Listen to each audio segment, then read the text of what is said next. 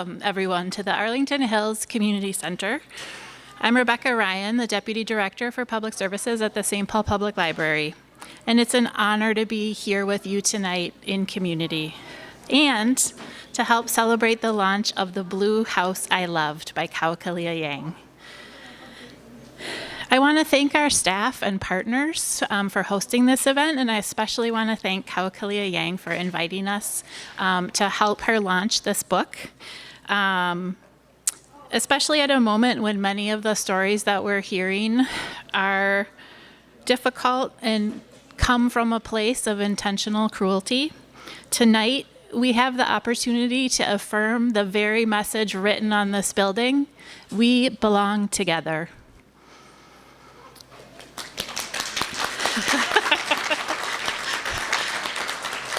I'll stop there, and I will welcome up Councilmember Nelsie Yang. Thank you so much for that warm introduction, and welcome to everybody, Rebecca. I want to say thank you everybody for being here, and good evening. My name is Nelsie Yang. I'm the St. Paul Councilmember representing our ward here, which is in Ward 6.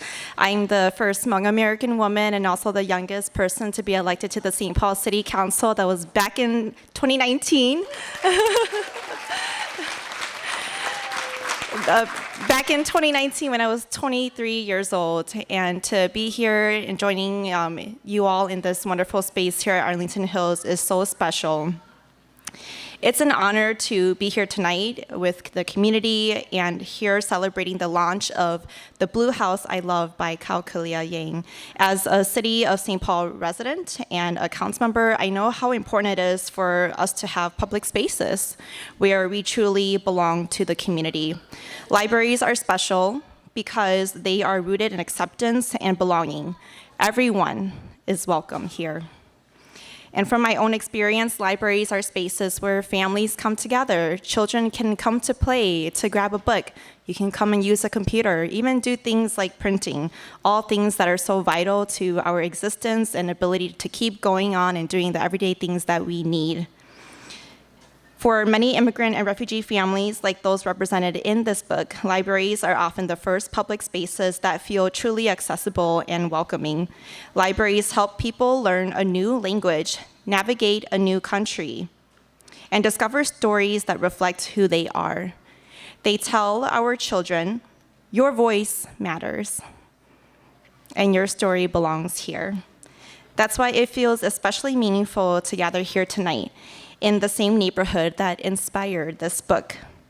The Blue House I Loved reflects so many East Side experiences, stories of migration, memory, and home, the very stories libraries help preserve and pass on. I want to say thank you so much to Kao Kalia Yang for sharing the story with such care and for honoring the East Side in her work. It means so much that even though you have progressed and have soared so much in reaching your dreams, you still come back to your roots, your East Side roots, your Hmong roots. And I also just want to name how special it is that whenever I see Kao Kalia Yang, she always shows up so authentically. Like you just feel like you exist and that you matter. And that is especially important to me because when I was still in college and attending Mankato State University, 2015. In year 2015, in my ethnic studies classroom, I remember our professor handing us a book, The Homecoming, a book written by Kao Kalia Yang. And I was just mind blown that a book that could be assigned to me during college was written by another Hmong woman, another daughter of refugees, and I myself am a daughter of refugees. And that is a special feeling of deep validation and just existence that I will always remember. And I want to pass that on to you, all of us here, because that same existence and validation, we all deserve to feel it every single day. I also want to say thank you to our library staff and everyone here, our partners as well, who believe in the power of stories to build belonging and community. During a time right now where there is such deep hurt in the community, this is what we need so much. And so I want to just continue leaning into that. I hope you all have a wonderful night tonight, learning all about Kao Kalia Yang's story and the Blue House I loved. And like I always love to just end with, whenever I'm in spaces with Kao Kalia Yang, I want to say, I hope you have a magical night tonight, learning all about her children's book here as well. Thank you. I'll hand it back to Rebecca.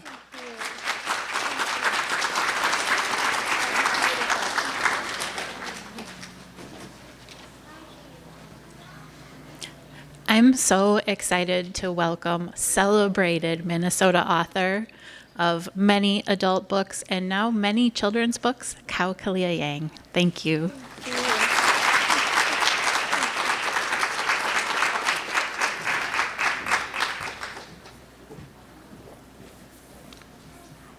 Thank you. Okay. Oh, hello, can you all hear me in the back? Yeah, can you hear me well, or can you just almost hear me? Perfect. Hello, family. Hello, community. I'm so moved to see all of you tonight. What a time we've had here in Minnesota, and how incredibly inspiring that we're all here tonight to celebrate an East Side story, a refugee story, a story that belongs very much in this neighborhood. This is the launch for the book, The Blue House I Loved. It's taken a long time for this book to get here, and it wouldn't have gone here without Eric Anderson, my incredible editor at the University of Minnesota Press, who believes so much in the stories that make me who I am. And Heather Skinner, who's one of the best publicists that money cannot buy. I'm looking at dear friends and mentors and family and neighbors, and I'm just so honored that I'm here, and I'm here as yours, as a writer from this neighborhood, as a writer from this community. The Blue House I loved lived right across the street on Maryland Avenue, right behind Don's Carnitas. So that empty lot is where the Blue House was. I had this vision that if it were a different season, then we would launch the book right there where the house was, and it would be incredibly beautiful. But this is February, and we are Minnesotans. And so we are here at one of my favorite places. This is my logo library. I love the St. Paul Public Libraries. As a poor kid on the east side of St. Paul, it was in this particular library, when it was still in the other location, that I could read all of the books I could reach. And what a world that was. Thank you to Peter. Thank you to all of the St. Paul Public Library friends, and all the incredible book lovers in this room. I'm gonna read The Blue House I Loved. It's by Kao Kalia Yang, illustrations by Jen Shin. And Peter will control the PowerPoint so you all get the best images. I became a children's book author in 2019. We all know what happened in 2020. So I don't know how to do what Maya and everybody else can do so well in this room. I don't read this way. So I'll read this way. The Blue House I Loved.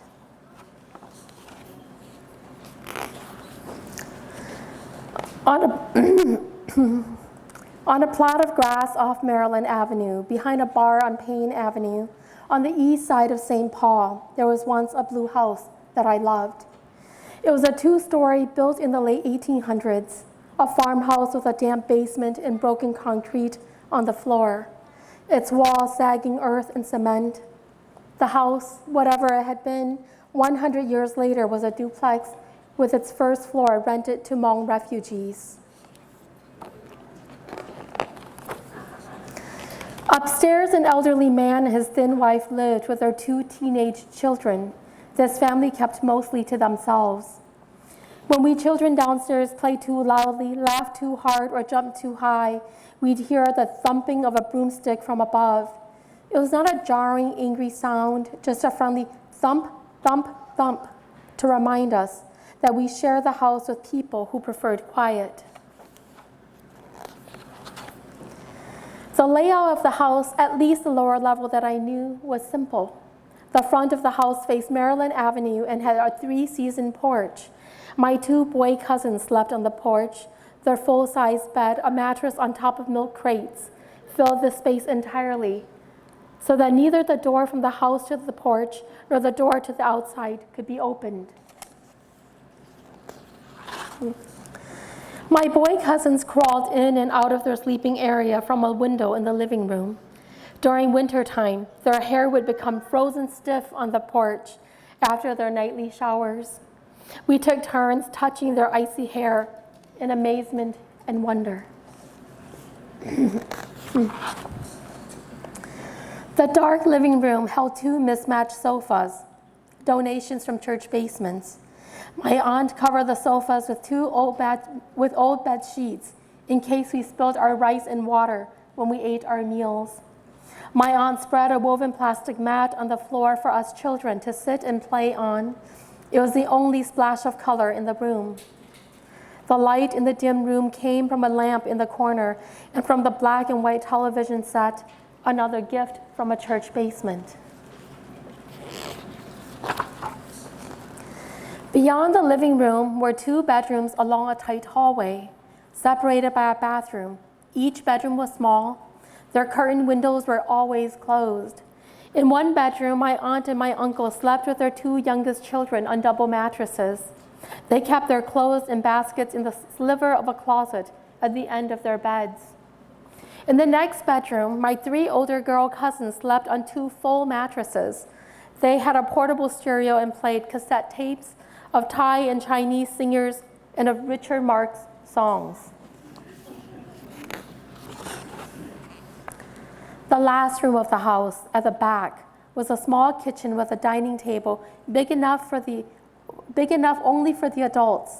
During meals, we children usually sat in the living room before the blinking television, plates of food on our knees.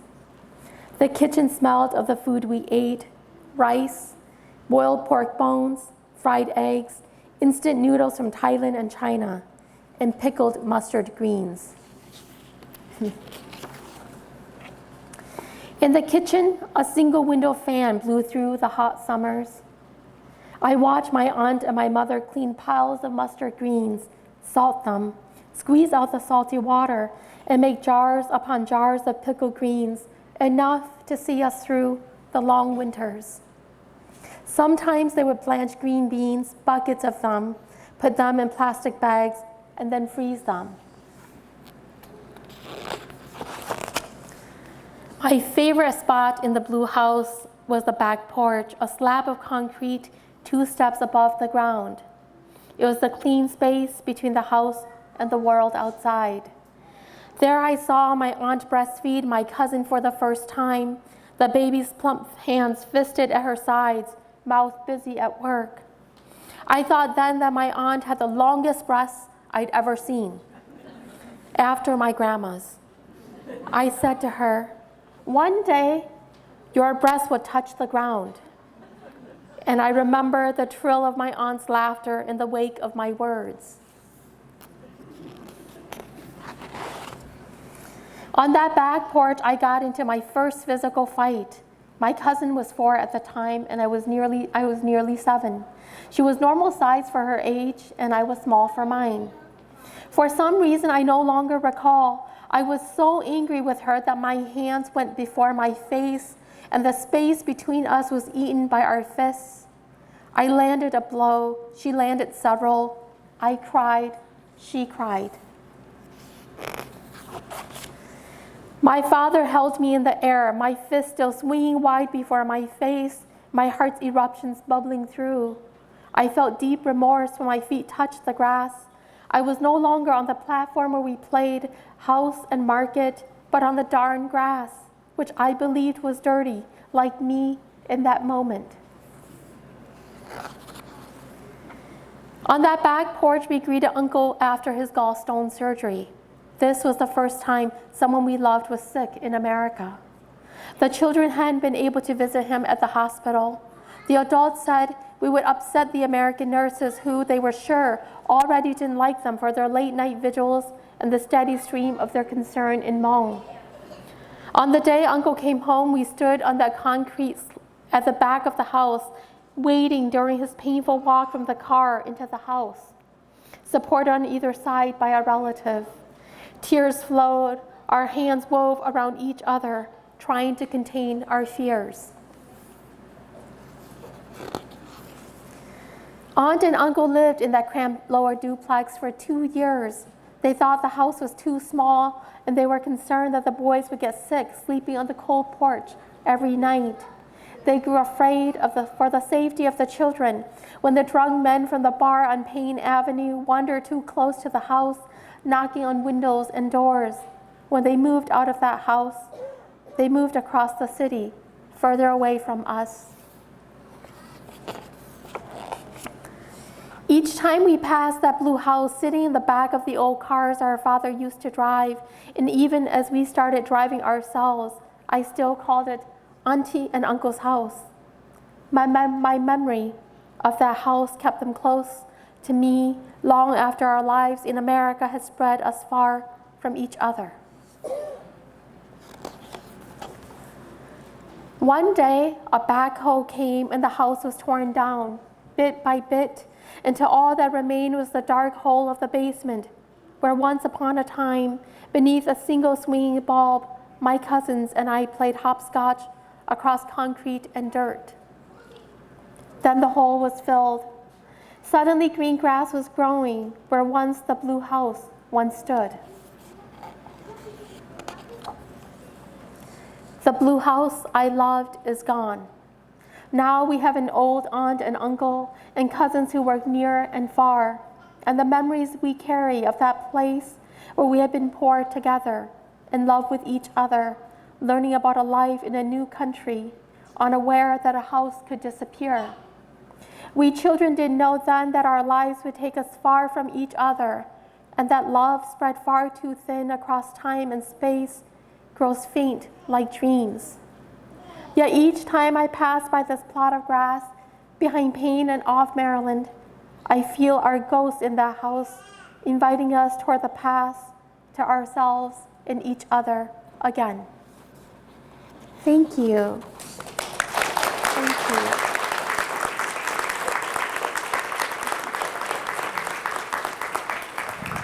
Authors don't get to decide when their books come out, but what a time to have a book out, to have 2 books out. Last week, A Home on the Page came out, and this week, The Blue House I Loved. What a time and a year.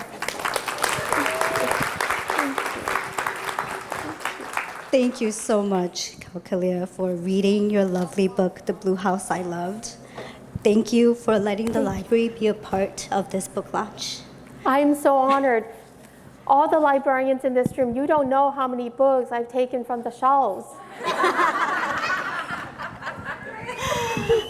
My name is Mai. I work here at the Arlington Hills Library. I'm the children's specialist, and I have been tapped on the shoulder to do the Q&A with you. I'm so honored, Mai. Thank you so much. Of course. Lovely to have you here. Thank you for reading your book. And I guess the first question is, how are you? How am I? How are you? I love this question. You can hear it, the tears are right in my throat. I'm so moved to see all of you in this room, to know that there are other families at home who are staying home because they're afraid of what is going on in our cities. I'm incredibly moved, but filled with joy also. What a way to say that we belong to each other. Thank you. Thank you. And we've all been excited and all the emotions leading up to this night. And I read your very heartbreaking piece on the Literary Hub. And if you don't know what the Literary Hub is, it's an online magazine hub for writers and editors to come together and discuss and write about books. And after reading the article, it just reminded me about how important immigrant stories are for us to have, especially now. Yes. Yes. Leading us to what inspired you to write The Blue House I Loved. I love that you're mentioning this very directly with everything that is going on in our cities, in our state, and across our country and around our world. I think now is an incredibly time for refugees specifically to speak up. We live in a world that is continuously creating more and more refugees, but we also live in a world where borders are more closed than ever before. You know, so often the refugee is cloaked in all these stereotypes. We come here searching for belonging. We come here searching for home and for community. We come here with our thick accents, our lack of words in English. We come here with our despair, our hopes, and our dreams. But the rhetoric across this administration is suggesting something very different. And so now, more than ever before, I think refugee voices are pertinent. I feel my role as a refugee writer and my responsibility as a refugee writer growing by the second, with the pressures that we are living under, with the pressures of our world. This book was born out of a love story. You know, when we first came to America, we lived in the McDonough Housing Project. Auntie and uncle and their kids lived in the blue house that once was just right across the street here. They were our field trips, they were our vacations, they were our everything. We would leave the McDonough Housing Project and that's where we went. Every party was there. Every play date was there. And so my sister and I, we grew up loving this blue house along with them. When the blue house was taken down, every time we passed by, and even now, as a woman with children, every time I pass by, I'd say to my kids, that's where the blue house was. The ghost of the house looms, and I can see and I can feel it, but I see on their faces that they don't know what I'm talking about. And so my mother's heart yearns for them to understand that sometimes places disappear on us, but we carry them with us. That sometimes we have to leave places behind, but the emotions, the care, these things don't leave us. And so I wanted to revive the blue house for my children, but for everybody who's ever been in love with a home, who's known safety within its walls, whose dreams carry them back there still. And now you're sharing it with all of us. So thank you for writing this. It's a lovely book. Thank you. I think there are people in this room who still remember that blue house. Yep, I can see nods. My next question is about your illustrator, Yes. Jen Shim. One of my favorite illustrations that she did for this was the looking into the house. The bird's eye view. Yeah, the bird's eye into view. all the rooms. Into all the rooms. I know what you're Yes, talking about. Yes. Where you can see somebody sitting on the toilet even. Yes. Yeah. Because with that bird's eye view, you could see all the Let me different show little you. stories Yes. inside the house. And Yes. it's just so lovely. Let me find it. Yeah. Maybe Can you Rebecca show will it? get there before I do. It's right here. Yes. This incredible spread. Yeah. Yes. And it's beautiful. So how was it like working with Jen, like with the collaboration and her making the story so vivid in picture? And was choosing her, because she is an architect, so was that on purpose as well? Yes, Jen is an architect. Sometimes the world gives you gifts, even in the places where you don't know they're there. Jen and I were seated together at a conference many years ago in New York City. Jen was an architect, a Yale-trained architect, and I was a writer. And we were talking, and Jen tells me, I would love to illustrate a picture book one day. And in my head, I'm like, Eric Anderson and I have a manuscript about a house. But of course, I don't say anything to Jen. I just say, can I have your contact information?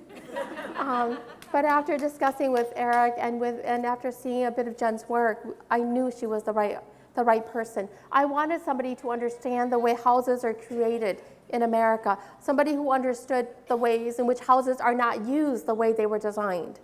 You know, and Jen understood all of this, not only what goes inside the walls of a house, but what happens within the life of a family in a space. And so it's an incredible opportunity. You know, I should say this to all of you. We were asked, Jen and I, in an interview, we were asked, like, what is your hope for this book? And I think Jen's answer is so important. Jen said, if only one child reads this book, and if they see that the life they live, that the conditions and circumstances of their lives, that these things are good, that there's nothing to be ashamed of or nothing to hide, then it is worth it. Jen grew up sleeping in the dining room. There have been many nights where I've camped underneath the canopy of a bed because I've never been camping before. You know, everybody we loved then slept on mattresses on top of milk crates. And we thought this was normal. But of course, this is not what we see on TV. This is not necessarily what we see when we open the pages of a book. But there was beauty to being together. There was dignity in the way we lived, the way that so many children continue to live, so many families continue to live across this country and around the world. I think Jen's perspective there is incredibly important. And she's just a beautiful human being. As we're launching this book here, Jen is launching it in a little bookstore in Brooklyn, New York. You know, and so there's magic happening in this moment. Beautiful. I think she brought out your story with her pictures, and it's so lovely. Every page has something for you to look at and see again and again. Yes. Yes. And so my last question before I give it to the audience Please. to ask questions is a fun one Yes. because I am a children's librarian. What is a favorite picture book you've read recently that you can share with us? What is the favorite Picture book I've read recently that I can share with you? Well, I can tell you right now, I'm not reading a picture book, but it's called Ghosts of 4th Street. It's by Lori Herzl, and it's a little bit scary. You know, I like scary stories. I don't know how many of you like scary stories. Can I see a show of hands? Oh, okay, this is my kind of audience. You know, in that book, she talks about a ghost in her grandparents' house, a ghost that will go right down the stairs and hide behind the furnace. And I find it reminds me of all of those scary books that I read as a kid. Yeah. Mm-hmm. Lovely. I haven't read that one yet, so I'm going to add it to my to be Not read out list. yet. Oh, But it will be. Oh, Yeah. she's giving us a sneak peek. Let's write that down, everyone. Yes, yes. Okay, I'm gonna pass it on to the audience. If you have a question, I will come down with the mic. Raise your hand if you have a question for Kao Kalia. Please don't be shy. Yes, Oh, please right don't there. be shy. Right over here. Yes. Let me just. Is there a book that you have written or have yet to write that you would have written with your younger self in mind? You know, the book that came out last year, and this is all with all of my books, really.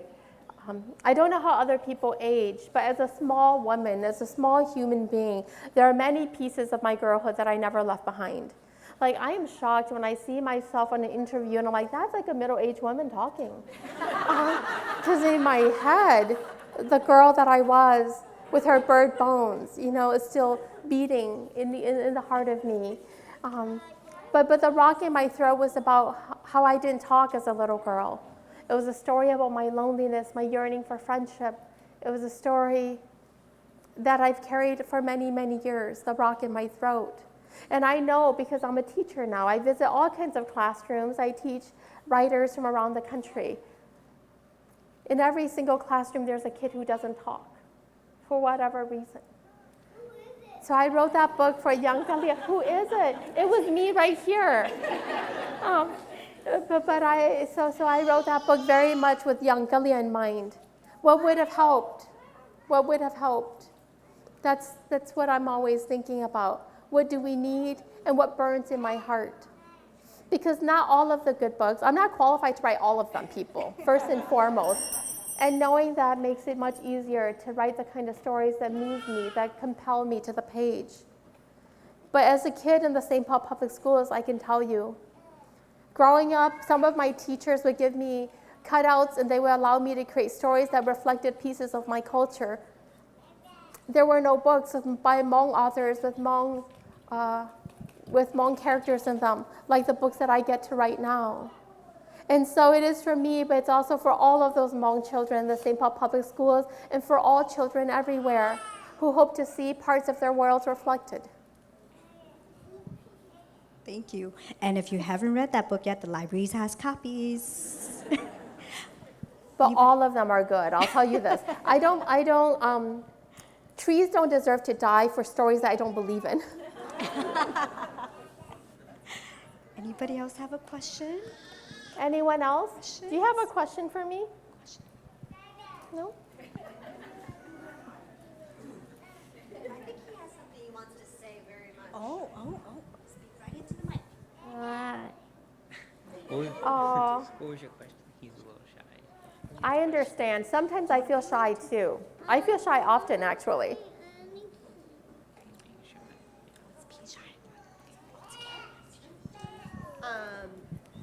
Hi, I wanted to ask, I bet there's a lot of young people or, adults in this room who like to draw or like to write or like to tell stories.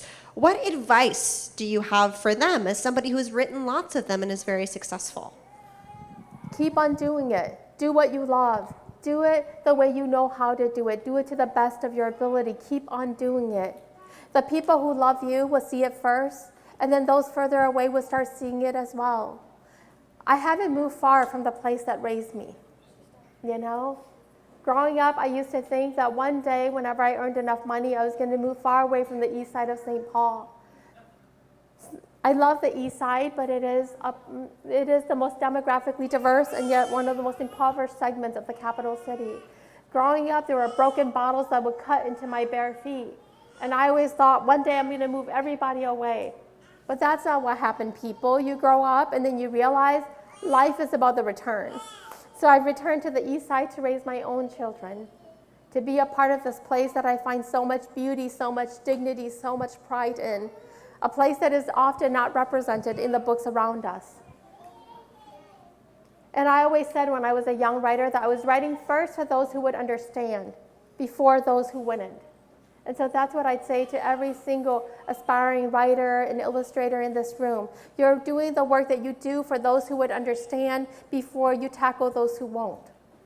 You have to believe in yourself because sometimes you're the only one. But none of us are created by one thing. Our hearts are composed because of many people. They're created by many, many people. So already, for every single one of us in this room, there are thousands behind us, and we were their dream of a more beautiful future. I think about that often, and it gives me the courage to do what I do on the page. And then when you're ready, you start sharing whatever you've created on the page with the people around you. My father used to say, whenever my older sister and I would fight, he'd say, if you can't get along with each other, then how do you expect to get along with the world? And I find that there's truth in those words. My first champions were the ones right here, closest to me, and they remain my truest champions.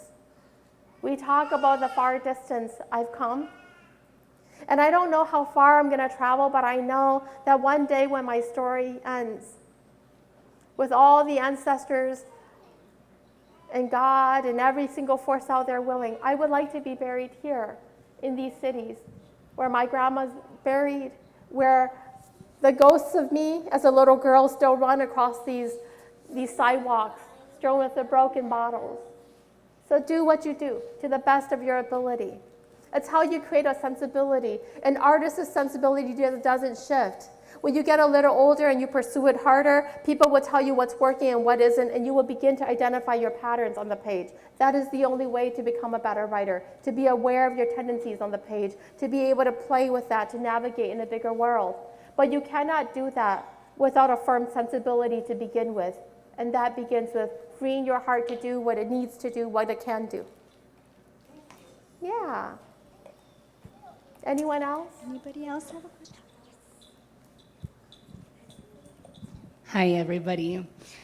First of all, I'd like to thank you and let you know that, I'm going to cry.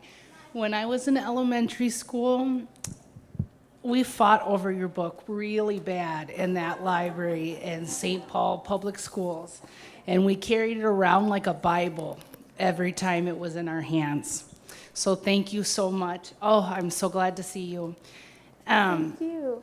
My question is, how would you like to see people supporting refugee and immigrant communities? What do you envision when you think about embracing and supporting your community and at what we could do? Thank you for this question. I remember the early years here where we went shopping in church basements, where church basements are how we furnish our homes. Minnesota has never been high up for diversity, but we are #1 in secondary refugee resettlement in the nation. There's a reason why.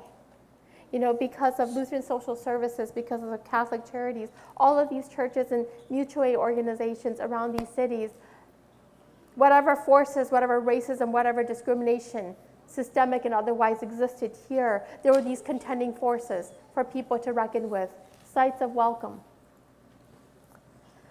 When I look at my Karen neighbors who are newer to America than my family, when I look around me and I see the librarians, I see the Tibetans, I see the Somali, I see the vast diversity of these cities, I know that we all live here for a reason.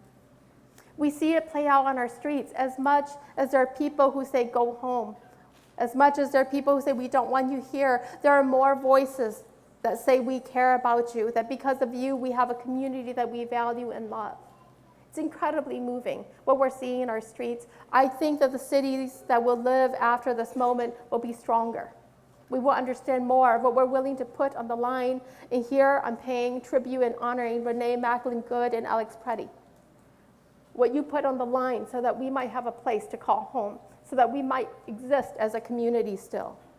It's incredibly moving what we're seeing right now playing out across our streets, around our neighborhoods. But I think that when we talk about refugees, when we talk about new immigrants, we have to talk about what it means to be Americans, what we envision for ourselves.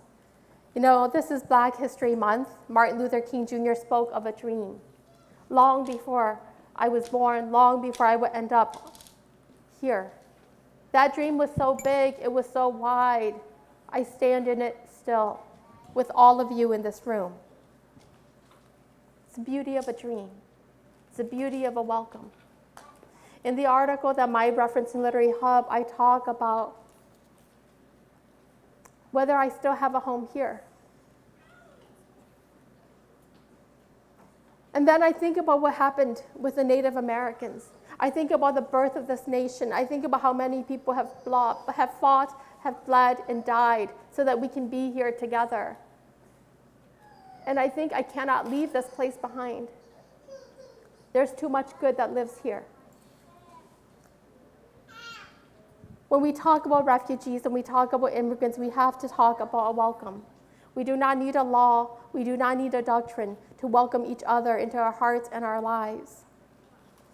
I'm looking at Heidi, who is a lifelong educator and a dear mentor and a dear friend. From the moment I met you, Heidi, you welcomed me with a smile, you welcomed me with your arms, you welcomed me with your words. And where you are, I've always felt like I've had a home. I'm looking at Dr. Luckin, and it's the same thing.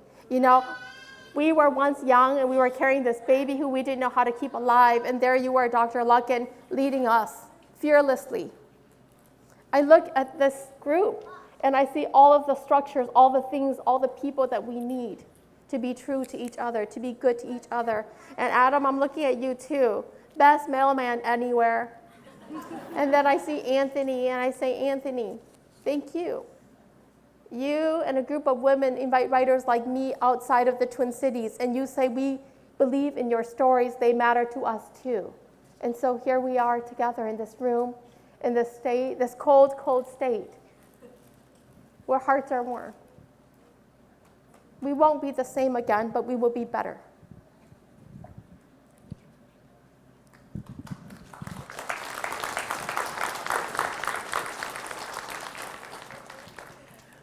Because of ICE and the surge, I see this state and the people in it coming together in a way they've never come before. And I was wondering, when the invaders leave, what will have changed in our state? I would know personally that there are people who have died so that I could be here. I would know that hearts get broken, but that love flows through broken hearts too. I was at Whittier Elementary on Thursday, right before Alex Preddy was killed. In the school district, in that particular school, 50% of the students had gone virtual, but 50% remained. So there were over 100 fourth and fifth graders in the room. And they asked me, is the future going to be a beautiful place? And I looked at all of those faces and I spoke what I knew to be true. The future is going to be beautiful because you all are going to be there. because you all are going to be there. It has no chance but to be beautiful. And then Alex Preddy was murdered. And I have to write about hearts, how our hearts are broken, how we break each other's hearts, but we cannot stop loving. My mother, who is a refugee, my mother, who has not been outside in a long time, unless she needs to be. She's been hiding like so many of the elders in my community. She once said to me that she's died many, many deaths so that she could live in this one life with us. I think that is true. I said this to my husband the other day. I said, you know that we're going to have to become more adults than we've been to survive this moment. Who knew that adulting would be a process? During COVID, that's what I said to him. We're going to have to be more adults than we've been to survive this moment. And we're in another moment like that. But when I look at my mom and dad's life, I see all of the moments, all of those many, many moments. I see that sometimes the dark days, they don't just last one day. They're a week, they're a month, they're a year, they're a decade long. But somehow those hands, those arthritic hands, continue to hold on to each other, and they give me an anchor for the work I believe in and the world I want to belong to. For them, I still believe that the future is a beautiful place, that I am still the happy ending that they have been waiting for. As a parent, when I look at all of these little ones, I feel that to be true. The future is going to be a beautiful place because you all are going to be in it. And your hearts will be broken, but love will flow through. Love cannot protect. If love could, none of us would ever get hurt. Love is patient and love is kind. And that's what I feel. Underneath the current of everything, of the chaos, the love that is flowing through, even as our hearts are broken, together and individually, under this occupation. But for all of your lives, every single young person here, you must know that this is going to be true. The human hearts are not whole because they're never broken. That's not how it works. With all of our hearts, somehow we must still hold on to hope so that we can heal as individuals and as a community, and that our stories might live. I became a writer so that the human story can improve the human life. That is still why I'm a writer. And the thing I've learned is that there is more than one story in any given human life. There's more than one story in any one given life. And so we are living in some of the great stories, the greatest stories of our lifetimes right now. That's what I believe.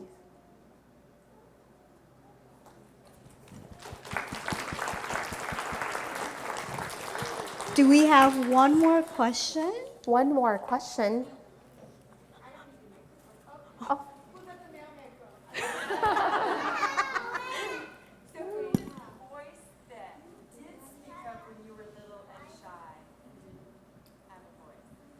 You know, this is a great question because my older sister is in the room. When we were in the 3rd grade, my older sister won the North End Elementary School Spelling Bee a year and a half after we came to America. So we decided that she was the one who was good with words. I don't think she ever had a choice, but because I didn't speak, because I was a selective mute growing up, she was always my voice first. When I needed to go to the bathroom and you know, you start doing the thing where you start, you know, moving around, it was always my older sister who said, "Do you have a bathroom?" Whenever I was scared or cold, it was always she who asked, "Is there a warmer place where we can stand and wait?" So yeah, that voice that still speaks for me when I'm afraid, when I'm uncertain, still is in this room with us right now, and I am so grateful. I couldn't do the work that I do without her beside me. When we were little girls, our father used to tell us, "You two are life partners too. That long after your great loves have come and gone, the ancestors willing, you two will still have shared more of each other's lives than with anyone else." And that is, I'm so lucky that I have a big sister like her. Like you. I'm so fortunate. Lovely. Thank the you, mailman. everyone. Oh, We have to have the yes. mailman who Yes. talks to everyone in our neighborhood. Hi, Adam. Hi, Kalia. How are you? I'm good. I don't need this either. I'm very loud. Jen's illustrations did a great job for me knowing your male cousins. They seem like they are my brothers, just by the illustration she did. Can you tell us what became of your female cousins as they grew older? So I have over 100 cousins, Adam. These particular cousins. Well, the one that I got into a fight with has a PhD in education and works for Minnesota's public health. And if we got into a fight, I would lose immediately, again. The older cousins who introduced us to Richard Marx, one of them speaks Thai and Chinese and English and Hmong, just because those are the languages that live in her heart. The others are, oh my God, 2 of them are incredible cooks. Whenever we have family events, I stand close by so I can be the taster. And they have families, they have children born in America who know nowhere else but this place as home. But there's over 100.